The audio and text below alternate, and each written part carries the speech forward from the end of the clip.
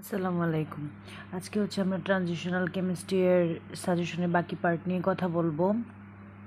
তো ট্রানজিশনাল কেমিস্ট্রিতে এখানে হচ্ছে আসলে যাদের বেসিক যত ভালো থাকবে তারা এক্সামে তত ভালো পারফর্ম করবে, কারণ ট্রানজিশনাল কেমিস্ট্রিতে হচ্ছে হুবহু যে কোশ্চেন ওইভাবে আসে কম, বাট হচ্ছে অ্যাপ্লিকেবল টাইপের কোশ্চেন সবচাইতে বেশি আসে। যেমন চ্যাপ্টার 2 এটা অনেক ইম্পর্ট্যান্ট, এটা থেকে প্রতি বছরই কমপক্ষে হচ্ছে 2 সেটের উপরে প্রশ্ন থাকে। টিকাতে তো থাকেই, 2 সেটের উপরে প্রশ্ন থাকে।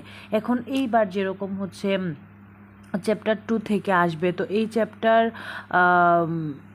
2 থেকে অ্যাপ্লিকেবল টাইপের কোশ্চেন হচ্ছে বেশি করে, অর্থাৎ এইখানে যাদের বেসিক যত ভালো থাকবে তারা তত ভালো পারফর্ম করে আসতে পারবে। এখানে মুখস্থ টাইপের কোনো জায়গা নাই যে সরাসরি এই যে এই টাইপের কোশ্চেন পড়ে গেলাম এরকম টাইপের কোশ্চেন কমন পড়ে যাবে।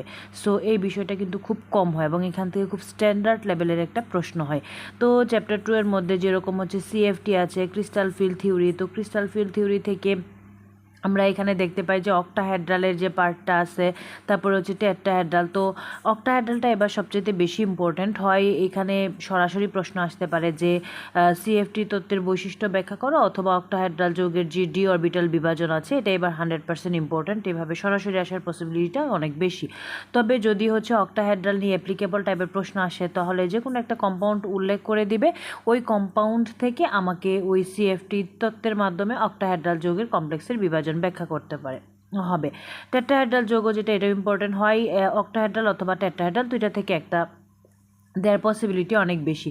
এটা হচ্ছে আমার সিএফটি রিলেটেড যেগুলো, আর এটা তো আমার পেড বেচের সাজেশন, তো ওদের প্রায়োগিক যা দিয়েছে ওরা ওইটা পড়বে, এই রিলেটেড আর কি। তো সন্নিবেশ যৌগ, জটিল যৌগ বলতে কি বোঝায়, এটা 2 মার্কসের জন্য আসতে পারে। ইয়ান টেলারের বিকৃতি এবার অনেক বেশি ইম্পর্টেন্ট। ইয়ান টেলার থেকে অনেক সময় দেখা যায় অ্যাপ্লিকেবল টাইপের কোশ্চেন দিয়ে দেয়, আবার সরাসরি টিকাতেও দিতে পারে। ইয়ান টেলারের বিকৃতি ব্যাখ্যা করো। বর্গাকার সমতলীয় যৌগ আগের বছর চলে আসছে, যদি রিপিট হয়ে আসবে। আর আরেকটা কোশ্চেন আসতে পারে টেট্রাহেড্রালের যৌগের তুলনায় অক্টাহেড্রাল যৌগের শক্তি বেশি হয় কেন, এরকম টাইপের কোশ্চেনগুলো প্রায়ই চলে আসে, আমরা দেখি। জটিল যৌগের ভার্নার তত্ত্ব আসতে পারে।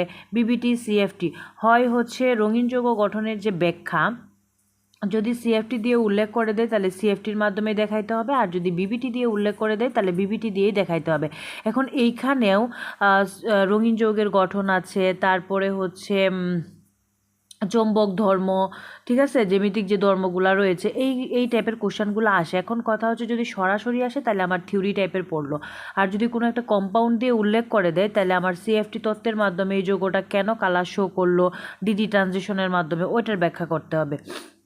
তারপর চৌম্বক ধর্মের যে ব্যাখ্যাটা, যেরকম হচ্ছে যদি হচ্ছে আমার এখানে স্পিনগুলো জোর হয় তাহলে ডায়াম্যাগনেটিক হবে, আর যদি বিজুর হয় তাহলে হচ্ছে আমার ওটা প্যারাম্যাগনেটিক টাইপের হবে। সো এরকম টাইপের কোশ্চেন আসার পসিবিলিটি অনেক বেশি। তারপরে যেটা হইতে পারে সেটা হচ্ছে strong field ligand, weak field ligand অনুযায়ী যে ডি অরবিটালের সিএফএসির হিসাব, এটা আসতে পারে। এই টাইপের প্রশ্নগুলো খুবই important. Strong field ligand, weak field ligand দিয়ে আরও যেটা করতে পারে সেটা হচ্ছে যে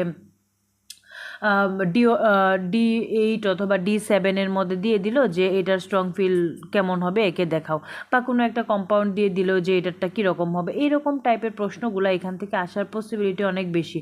তারপরে হচ্ছে টিকার মধ্যে আসতে পারে মলিকুলার অরবিটাল থিওরি যেগুলো, এইগুলা।